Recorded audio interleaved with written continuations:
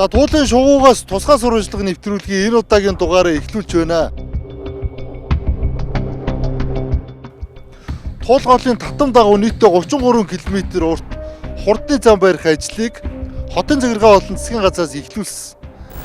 За энэ туул гол болон энэ туулын шугууг одоо хамгаалж маш олон иргэн энэ ажлыг бол эсэргүүцэж байгаа. Нөгөө тэгүүрийн нийслэлийн түгжирлийг багасгах нэртэй энэ ажлыг дэмжиж энэ зам гүүр барихыг дэмжсэн маш олон иргэн байгаа.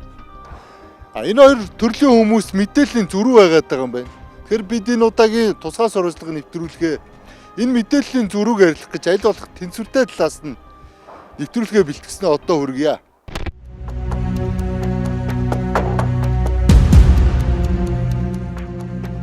Түгжирлийг туулголтоо эсрэгцүүлсэн шийдвэр 2000 оны эхээр гарчээ. Энэ ажлыг Нямбатар, Оюун Эрдэнэ хоёр сэтгэгээгүй. Харин тэр цардсан ажлыг сэргээн үргэлжлүүлэх шийдвэр гаргасан юм а. Туулын хурдны замыг Алтан уугийн засгийн газар ажил хэрэг болгохоор төлөвлөж байжээ. Тэгэхээр энэ ажил ер нь хизээнээс эхэлж ирнэ яригдсэ. Төлөвлөлт одоо төлөвлөгөөнд ер нь орсон ажил юм уу гинт ингээ гараад ир. Туулын хурдны зам гэдэг төслийг бол миний ойлгож байгаагаар бүр 2007-8 оны үед бол анх яригдаж ихний төлөвлөлтүүд бол зургийн инженеруудын түвшинд гарч ирсэн гэж ойлгодог. Тэгээд яг аль биесээр бичиг баримтад тусгасан нь бүр 2013 онд юм бэл. 13 он тий. Туул голынхаа дагуу, Сэлэв голынхаа дагуу хурдны хоёр зам тавина. Энэ арга хэмжээнд зориулж Чингис Боондоос 200 сая долларыг гаргая гэж ингэ засгийн газар шийдсэн юм а. 13 онд Туул голын болон Сэлбийн голын дадлгийн дагуу хурдны замыг агуудаа монголчууд барьж байгуулах юм аа.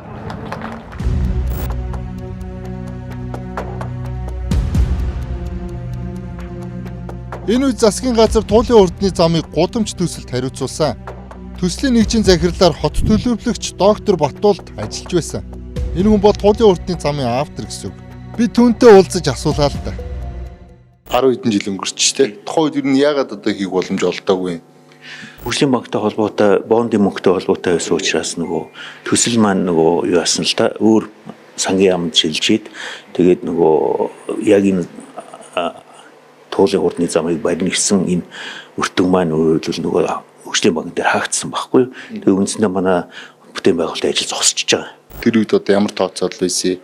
Одоо ер нь яа чинь те ингээд анх гаргасан одоо авторын үед ингээд тэр үед бид нэр анх санаачилж байхад энэ богдын уулын уртлын зам гэж одоо байдаггүй байсан. Ярамгийн одоо буян тухай хүртэл тэр зам нарийнхаа хоёрхан игнэтэй хэвээрээ байсан. Дээрээс нь налахын хурдны зам тавигдаагүй байсан.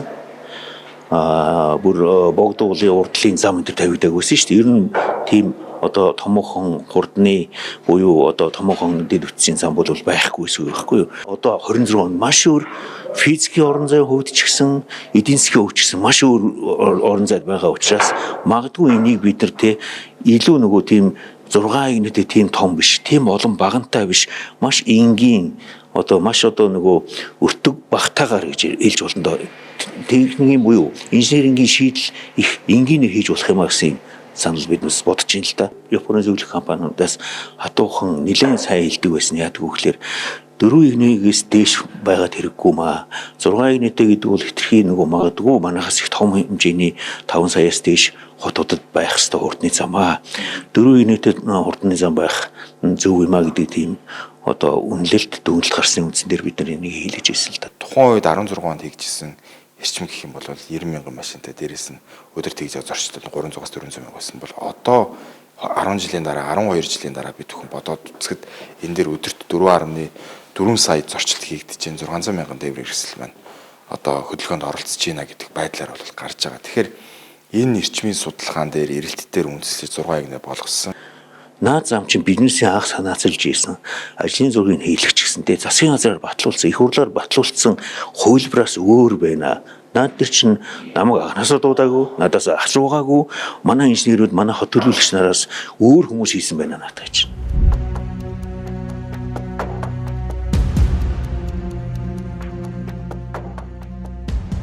Туулын хурдны замаас болж амиач харилцахгүй нэг хүн байна. Энэ бол нийслэлийн засаг дарга Нямбатар. Хотын дарга нь хотын төслийг эсэргүүцсэн хотын иргэдэд занаж доромжилж байсны хүмүүс саяхан харлаа. Өөш энэ доор байгаа энэ одоо нөгөө олигархуудын төлөөлөл. За энэ хүнийг одоо энэ жагсаалаас явуулъя.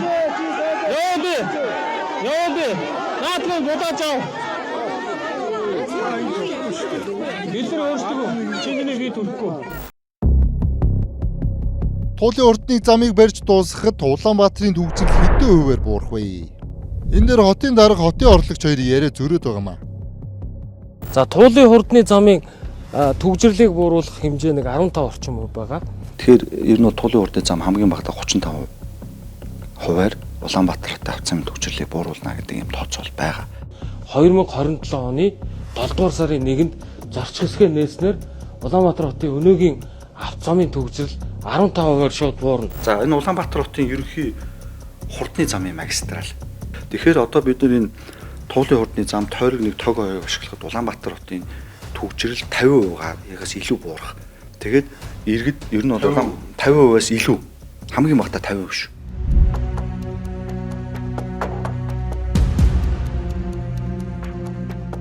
Нэгдүгээр тойрог замын тендер бол зарлагдсан. Харин хоёрдугаар тойрог замын техник эдийн засгийн үндэслэлийг боловсруулж байгаа юм байна. Харин туулын урдны замын тендер өнгөрсөн жилээс эхлэн зарлагдаж, Хятадын Huayuan Group, Tianjin Obaway компани түншлэл шалгарчээ. Тендер шалгаруултыг бид нийслэлийн худалдаа авах ажиллагааны газрын даргаас тодруулсан юм а. Тендерт бол 4 компани оролцсон байгаа. Бүгд гадаадын этгээдүүд оролцсон. За нэг Poly Changda Engineering гэдэг компани 2 их 98 тэрбум төгрөгийн саналтай орсон. За хоёрт нь Lunjian Road and Bridge гэдэг компани 2 их 741 тэрбум төгрөгийн саналтаар орж ирсэн. За дараагийн Shandong Luqiao гэдэг компани 2 их 383 тэрбум төгрөгийн санал өгсөн. За дараагийн хамгийн дөрөвт компани бол Хятадын Huayuan Group болон Tianjin Obaway гэдэг компаниудын түншлэл бол 2 их 345 тэрбум төгрөгийн санал ирүүлж одоо 4 компани бол тендерт оролцсон байгаа. За тэгээд Хятадын Huayuan Group болон Tianjin Obaway компани түншлүүд бол энэ тендерт бол шалгарсан байгаа. За одоо энэ шалгарсан аж ахуйн нэгжид ямар үзүүлэлтээр илүү оноо авсан бэ? Энэ 4 оролцогчоос бол одоо энэ шалгарсан компани бол одоо хамгийн сайн үнэлэгдсэн тендер гэд шалгарсан байгаа. Нөгөө 3 оролцогч бол шаардлага бол хангаагүйгээд хасагдсан байгаа. Нөгөө 3 нь бичиг баримтын хувьд одоо хасагдсан юм уу? Үнийн дүнгээр хасагдсан. За нэг компани нь бол манай батлагдсан төсөв төртгөөс бол өндөр үнийн санал ирүүлээд одоо бид нар бол шалгуултанд бол оруулах боломжгүйгээр хасагдсан. Нөгөө 2 компани нь бол бичиг баримтаа одоо дутуу ирүүлснээс болж одоо бичиг баримтын бүрдэл дутуугаас бол шаардлага хангаагүй гэдээ хасагдсан байгаа. Huayuan General Construction гэдэг компани талаар би сүүлд сошиал дээр мэдээлэл гаргахад бол туршлагуудыг харж байхад бол олон улстай юм зам хурдны зам барьдаг маш туршлагатай компани юм бэл. Тэгээ энэ талаар бол манай одоо үнэлгээний хооронд эсвэл одоо 2 дарга бас тодорхой мэдээллүүдийг авсан дээр байна. Дампуурч хөдөө гэдэг бас нэг айц шүү дээ. Манайх ч нэг том төслүүд чинь ингээд гадаадын компани байсан ч гэсэн тэгээд дампуурчдаг асуудал бас орчдөг. Эсвэл нэг хөлөгчдөг одоо ногоо автоос шиг тий. За ер нь бол яг дампуурах асуудал байхгүй л гэж үнэлгээний хороо бол дүгнж байгаа. Мэдээж тодорхой туршлагатай хөрөнгөний чадвартай компаниудыг л бол яг үнэлгээний хороо нь бол үнэлж шалгаруулж байгаа.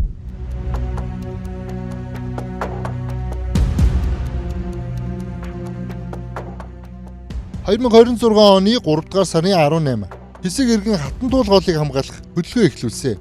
За энэ хүмүүс өдөр болгон Сүхбаатарын талбай цуглаж байгаа. Харин амралтын өдөр туулын шугуу цугларч эсэргүүцлээ илэрхийлдэг.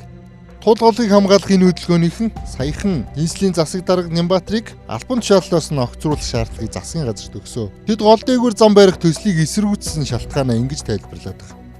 За ардын дунд мөхөрсөн сэрүүн сэлбийг сэгэлж хайсан. Тэ?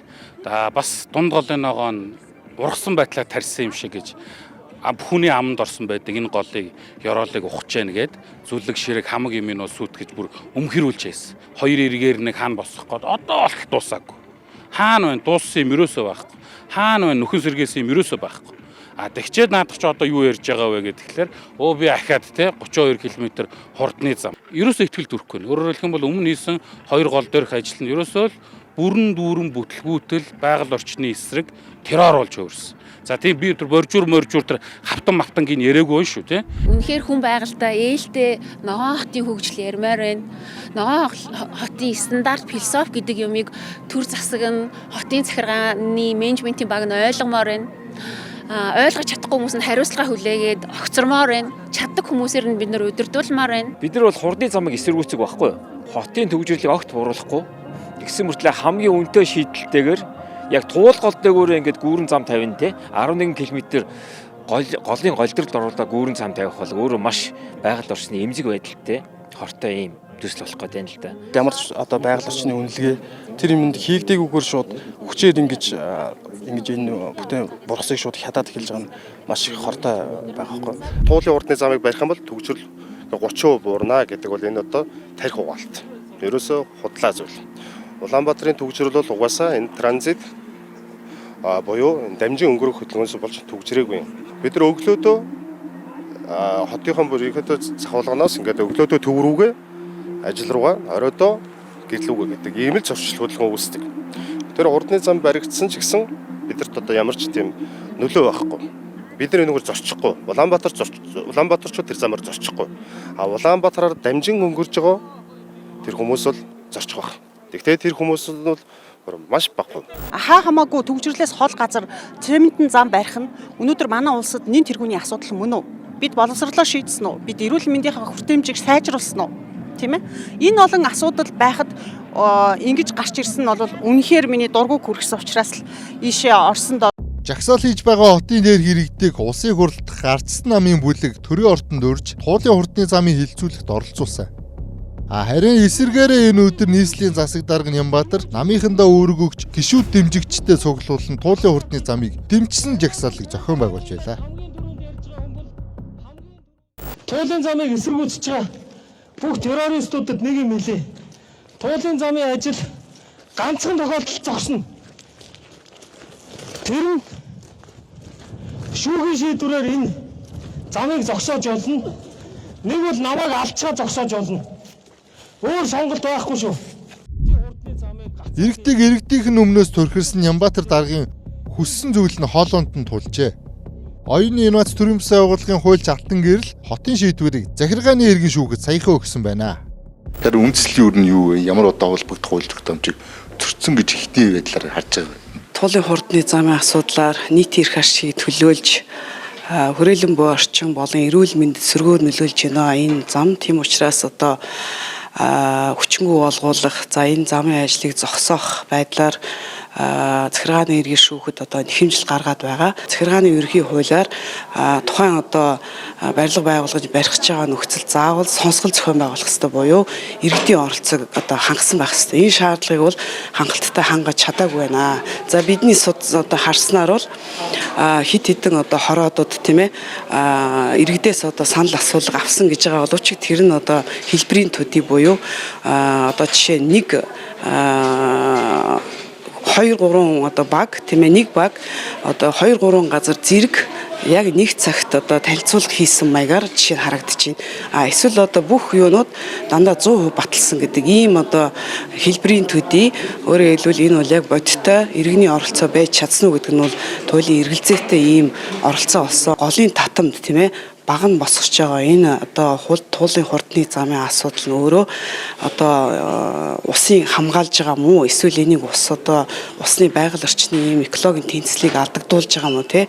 За тэр үүднээсээ бол энийг бол зайлшгүй одоо наривчлан харах хэрэгтэй. Гол дээгүүр баг нь ус гэж барих гэсэндээ яг аль хэл дээр давхацж байгаа. Үндэсний цэцэрлэгт хүрээлэнгийн уртаас эхлээд маршрын гүүрээ даваа туул голынхоо хойгоор ингээд зүүнээс баруун чиглэлөө баян зүрхээс сонгон найрах нь чиглэлт ингэж явж байгаа туул голынхоо хосоор нь улаанаар харагдаж байгаа хэсгэр бол 7.2 км газар ингээд ярамгийн гүүрийг өнгөрөөд ярамгийн гүүрээс ойролцоогоор баруун тишээ нэг 500 м орчимд хүртэл явхад энэ хэсэг төв хэсэг нь 7.2 км урт нь гүүрэн байгууламжаар тулгуураар буюу цэвэрхэн өнгө үзэмжтэй ямар ч асуудалгүй ингээд шон суурин дээгүүр энгийнээр ярих юм бол тийм ингээд явчих гэсэн. Голын татамд хичнээн ширхэг одоо тэр баг нь усах юм.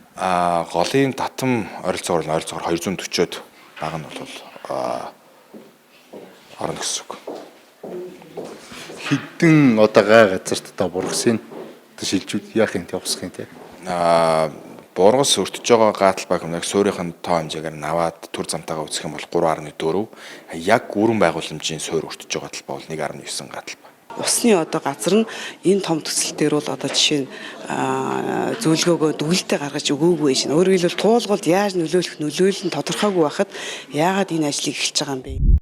Усны газрын одоо бичгтэй бичиггүй энэ ажил цаашаа ер нь үргэлжилчих юм шүү. Бид хуулиа биелүүлэх үүрэгтэй буюу усны барилга байгууламжийн зураг төсөлд нь дүгнэлт гаргах ийм хохиролтой байна, ийм аюултай байна, энийг багасгахын тулд ингэх хэрэгтэй байна гэдэг тэр дүгнэлтээ гаргах үүрэгтэй. Тэр үүргээ шаардлага өгөөд яг ажил нь үргэлжлэх байна. Гэхдээ одоо энэ үүргээ биелүүлээгүй байж энэ тэгэхээр усны барилга байгууламжийн хэрвээ ямар нэгэн үйл ажиллагаа явуулах юм бол тэр нь хууль бус олно л гэсэн.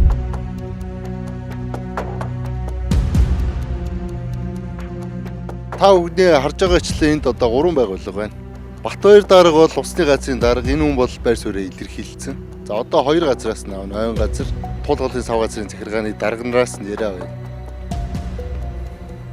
Голтойгүр одоо хурдны зам бариад одоо багнууд босгох гэж байна те. Татан дээгүр. Ер нь бол эрсдэлтэй. Баг нь барихын тулд одоо жишээ нь тэнд ажиллах техникнээс ахуулаад тийм ээ. Тэд нар голын татвар дээр хичнээн метр ухаж ямар зайтай суулгах ер нь бол эрсдэлтэй. Зүгээр голдрлороо усж байгаа голыг ухад өнгөчөө тааж боогоод тэр том хүнд механизм яваад байна гэдэг чинь голын усан төлөөр эрсдэл. Мэргэжлийн байгууллагын хувьд танахыг зорж ирсэн. Та газар дээр нь ажилласан юм байна шүү дээ. Тэгээ ер нь очиход ямар зөрчил тогтоогдсон юм? Манай туулгалын сав газрын захиргааны пэйж хаягэнд 3 сарын 3-ны өдөр анх иргэднээс гомдол мэдээлэл ирсэн. Мишель Экспогийн зүүн урд талд ингээд туулын бургас ингээд хятадсан байна. Ингээд та нар газар дээр нь очиж арга хэмжээ аваач гэд. Тэрний дагуу бас бид нар бас гомдлын дагуу очиод газар дээр нь очиход нэг ойролцоогоор 100 орчим метрийн хэрэгтэй уртаашаа яг нөгөө мод бургас ингээд тайраад огтлцсан байдалтай байсан л да. Тэр бүрийг одоо нөгөө зургаар дүрсжүүлээд тэгээд туулын хурдны замын ажил эхэлсэн байна гэсэн ойр тойрноос нь мэдээлэлээ төвний дагуу ингээд нийслэлийн засаг даргын тамгын газар руу хандсан. Та эдд одоо тэрийг зогсоох эрх нь одоо хуулиар олгогдсон байд юм уу үгүй юм уу? Ажил эхлүүлэхдээ танаа заавал мэдэгдэх ёстой юу? Ажил явуулах бол ямар нэгэн зөвшөөрлөлтэй та нарын оролцоог хангах ёстой юу? Энэ нь хуульчлагдсан уу гэдгийг асууж. За яг манай байгууллагын зүгээс бол яг зөвшөөрөл олгодог бол юу байгууллага биш. Тухайн одоо төсөл хэрэгжүүлэгч байгууллага дээр нь хуулийн дагуу хуулийн хэрэгжлийг хангаж ажиллана гэдэг зөвлөмжийг бол гаргаж болно тий зөвлөмжийг гаргаж өгнө. Тэгвэл яг нөө хуулийн хүрээнд байна уу юу гэдэг төрөн миний ярьснаар бас ингээ шаардаад байж юм л да алтан бичгээр. Тий. Одоо ажил явуулахын тулд одоо танаа тэр бичиг сачгаа үзүүлэх ёстой мó эсвэл юм уу? Үзүүлэх ёстой. Тий. Ер нь албан бичиг хариуг өгөх ёстой тий. Тий. Одоо бид нар ч одоо сав газрын захиргааг нэгэнд байгаа юм чи одоо тэрэн дээр давхар хяналт тавина бас тийм ээ. Зөвшөөрөл нь гараагүй юм уу эсвэл та эдд үзүүлэхгүй байгаа юм лөө? Зүгээр ер нь бол мэдэхгүй. Ямар ч байсан бид бол 2-3 удаа ингээ бичгээр хандсан боловч манай дээр бол ирсэн бичгүй байна. Гараагүй байгаа дэрийг үг мэдэхгүй. Гарчаад өгөөгүй бол бас олохгүй. Тий, уцаар ярихаар бол бид нар бүх бичгөөнд нь байгаа үнэлгээ нь гарцсан байгаа. Тэгвэл бид нар алдан бичгөө явуулъя тэрийг хариулаач гэсэн тийм л байдалтай. Одоо яг энэ дээр бол тий.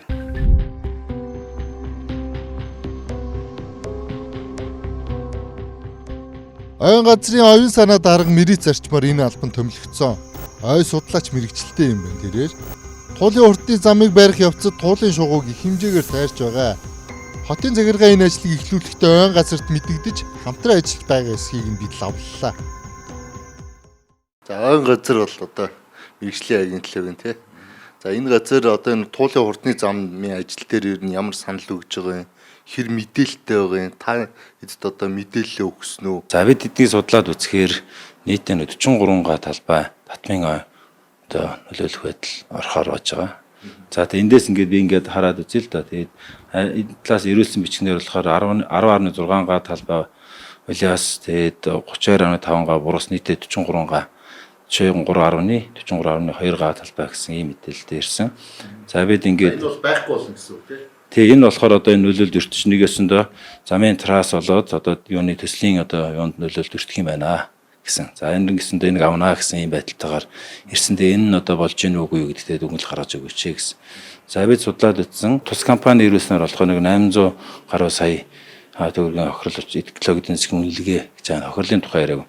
За тэгээ бид болохоор энд урьдчилан байдлаар үзэхэд 945 сая төгрөгийн хохирол гарч байгаа. Нэгдүгээрт миний зүгээр ингээ харж байгаа өнцөг бол заавал туулын татам байх нь яагаад юм бэ? Яагаад энэ туулын татам гэж өөр хөлбөрөд байж болоогүй юм гэдэг байна. Яагаад гэвэл энэ ой үүсгэн бүрэлдэх гэж хүмүүс хэлж байгаа бургасан ой одоо үерт аврагтаал байхгүй болчтой дахиад ургажил байдаг гэдэг. Гэтэл чи өөрөө ургахын тулд нэлээдгүй хугацаа орж байгаа. Дан ганцаар хэдэн бургас улаасны асуудал биш. Энд маш цогц экосистем өгч байгаа. Нэгдүгээрт бид нар энэ юуг нь судалсан юм уу? Биологийн янз байдлын талаас нь судалж үзсэн юм уу? Хэдэн шувуу, хэдэн амтан, хэдэн хөхтөн тийм ингээд одоо энэ таасантай байдгийн бэ тэр орчимд. За энд ямар нөлөө үзүүлдэг ингээд. За тэгээд усны маш олон бидний нүдэнд үзэгдэх болоод үл үзэгдэх шавж бактери гэдэг байж байгаа. За энэ талын судалгаа юмнууд хийгдсэн юм. Одоо би биологи талаас ярьж байгаа шүү дээ. Дээрээс нь тэгэл ингээд хөгшөрсөн ой болгоныг авдаг гэдэг нэг тийм юм дураараа ярьцгаагаад байгаа юм. Тийм зүйл байхгүй шүү дээ. Одоо хин ямар одоо судлаач нь тэгэж яриад байдгийг лавал манай ой мэрэгжлийн хүмүүс бол тэгэж ярихгүй. Тэгээд хөгшөрсөн ой болгоныг авах биш. Ой хөгшөрөхөд мэдээж эдийн засгийнхаа хувьд өрөөгөөж юм нь одоо мод тийм үү багслаа гэхэд экологийн хувьд маш том үүрэг нь эхэлж байгаа байхгүй юу. Тэнд чинь маш олон шавж микроорганизмууд тэргээр хооллож задралынх нь үйл явцад оролцож тэгээд тэр одоо гинжин жилийн гинжин одоо хэлхээ юмд оролцож явдаг. Тэгэхээр бид нэг гаднаас нь хараад зүгээр хөндлөнгийн байдлаар тэгж шууд дүгнэх нь бол хит өрөөсгөл харагдаад байгаа. Туулын уртын замын байгаль орчны нөлөөллийг хийсэн Мон газар эко компани бусдын нэрийг хуульсаар ашигласан асуудал сайхан гарлаа. Үнэлгээ хийхэд оролцоогүй хүмүүсийн гарын үсгийг дуурайлан бичиж нэр албан тушаалыг нь ашигласан үйлдэл олон нийтэд ил болсон. Байгаль орчны төлөв байдлын судалгаа хийсэн компани хүмүүс бол надтай уулзсан. Миний хувьд бол урьдчилан ч байна уу, эцсийн ч байна уу, аль ч шатных нь үйл ажиллагаанд огт оролцоогүй. Миний гарын үсгийг бол дуурайлгаад одоо нэг сонин байдлаар зурсан байна лээ. Тэр бол миний гарын үсэг бол огт биш.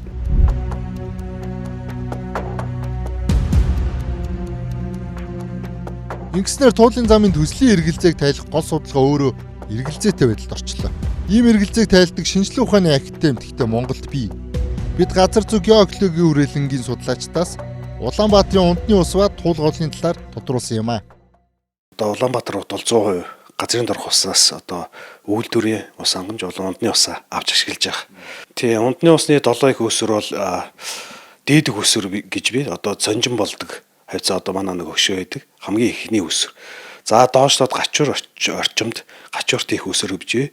За цэцэрлэгт хүрээлэн орчим би одоо үндэсний цэцэрлэг хүрээлэн дээр төвийн их өсвөр байрлаж байна. За доошоо мах комбинат их өсвөр, үйлдвэр их өсвөр гэсэн юм ундны их өсвөрүүд 7 их өсвөр байна. За хамгийн доод нисэх их өсвөрүүдтэй одоо нэг 200 гаруй хутгаар усыг олборлон одоо ард иргэдэд усаар хангаж байгаа. За ихэнх хувь нь бол туулгын усаар тижээгддэг энэ тухайн газрын дорх ус. За бид энэ газрын дорх усыг 24 цагийн хугацаатай олборлон одоо ард иргэдэд түгээж байна. За энэ олборлсон хэмжээний ус нь буцаад нөхөгдөгтөө туулгын усаар ихэнх хувь нь нөхөгдөж байна гэсэн судалгаанууд, сүүлийн судалгаанууд байна. За ойролцоогоор за энэ улирлын чанартай хамаарна. Ойролцоогоор нэг 60-аас 90% тай туулгын ус маань газрын дорх усаа нөхөн сэргээгээд за энэ уснаас нь олборлон ард иргэд хэрглэж байгаа. Хэрвээ танд одоо шийдвэр гаргах их мэдлэн байгаад одоо хэрвээ хотын дарга байсан бол та туулгын одоо энэ татам дагуу хурдны зам барихыг одоо зөвшөөрөх байсан уу? Одоо бидний одоо судлаач бид нар цааш судалгааны ажлын хүрээнд бол хамтарсан судалгаагаар ч гэсэн өмнө одоо усны бодлогын хүрээлэн гэж байхаас эхлээд гэж судалсан хувьд бол бид нар судалгааны үр дүнгээр туулгын гадаргын болон газар дорх ус хоорондоо хамааралтай гэдгийг тогтооцсон учраас одоо туулгаал дагах энэ аливаа хурдсанд ялангуяа энэ барилгын ажлыг бол бариулахгүй талт ирсэн юм саналтай байна л та.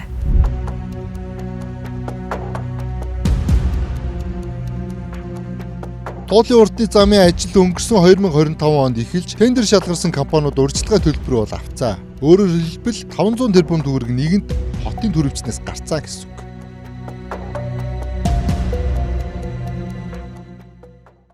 онд 500 тэрбум гарцсан. 25 оны 100 наадмаар шалгарсан тендер юм.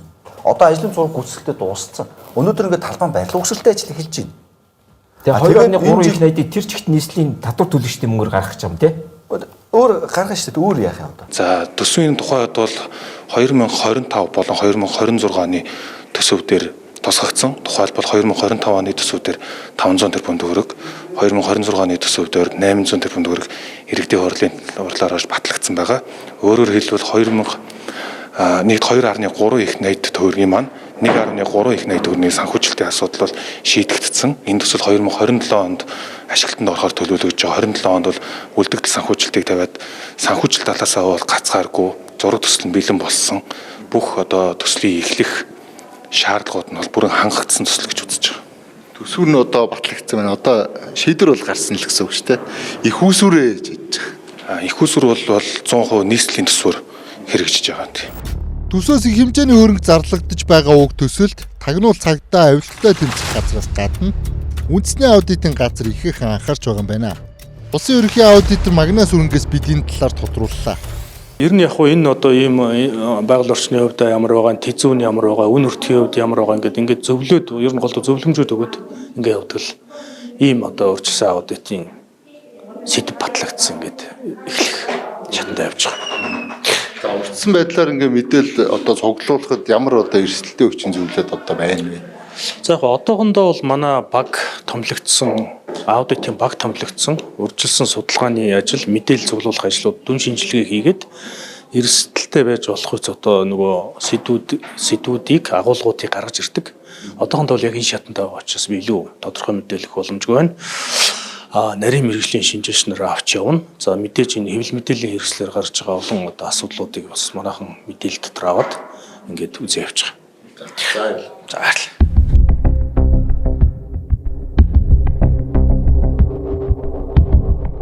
Туулын уртны замын ажил бол давхар хяналтанд байгаа юм байна.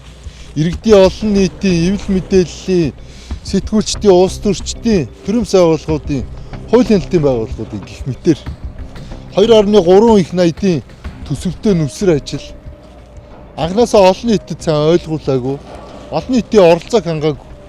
Инээсээ гадна дахиад энэ төрийн олон мэрэгжлийн байгууллагуудынхаа оролцоог хангаагүй шууд л ингээ бульдозердод эхлүүлсэн ийм ажил учраас өнөөдөр ийм бэрхшээлтэй тулж байгаа нь тодорхой болж байна.